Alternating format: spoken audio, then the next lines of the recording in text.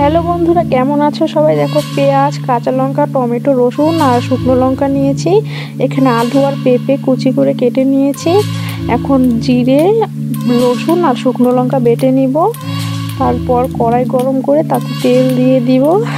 তারপরে সোয়াবিনগুলো আগেই ভিজিয়ে ভালো করে ধুয়ে রেখেছি, সেটা তোমাদেরকে দেখানো হয়নি, মানে তখন মনে ছিল না, এর জন্য দেখানো হয়নি। তো সোয়াবিনগুলো এখন ভেজে নিব। এখন নুন আর হলুদ দিয়ে এগুলো ভালো করে ভাজতে হবে, ভেজে তারপরে নামাতে হবে। এই তো ভাজা হয়ে যাচ্ছে, আর হয়ে গেছে। এখন নামিয়ে নিব।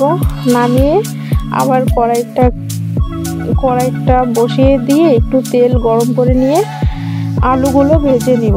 আলু আর পেঁপেগুলো ভালো করে ভেজে নিব।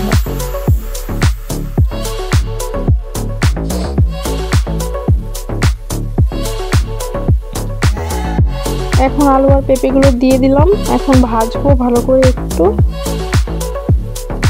দেখো, অনেকটাই ভাজা হয়ে গেছে।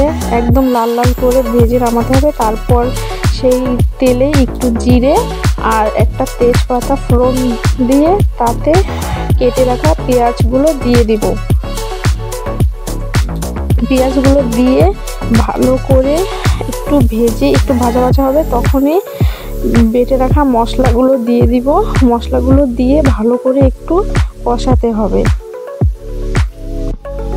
যখনই দেখবো যে কষানো হয়ে গেছে, একটু একটু তেল বেরোচ্ছে, তখনই কাঁচা লঙ্কা চিরা আর টমেটোগুলো দিয়ে দিব। টমেটো আর কাঁচা লঙ্কাগুলো দিয়ে ভালো করে এগুলোকে কষাতে হবে।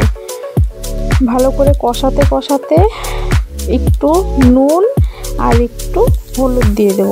এতে কিন্তু আমি কোনো লঙ্কার গুঁড়ো ইউজ করিনি বা কোনো রকমের মানে প্যাকেটের মশলা ইউজ করিনি। সব গ্রামের স্টাইলে, সব বাড়ির তৈরি মশলা দিয়েছি।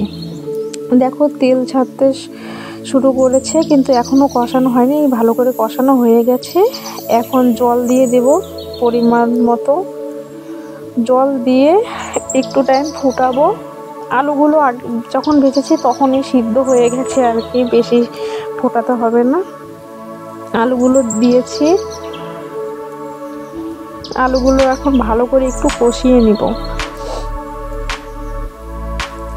ভালো করে যখন কষানো হয়ে যাবে, জলগুলো শুকিয়ে আসবে, দেখবে তেল বেরোচ্ছে, তখন হালকা করে একটু জল দিয়ে দিবে পরিমাপ মতো। মানে সবজিটা তুমি যেরকম মানে হালকা ঝোল ঝোল রাখবে সেরকম দিয়ে দিবে। আর বেশি ঝোল করলে এটা ভালো লাগবে না। তো হালকা জল দিয়ে ভালো করে ফোটাতে হবে সবজিটা। দেখো কি সুন্দর কালারটা আসছে।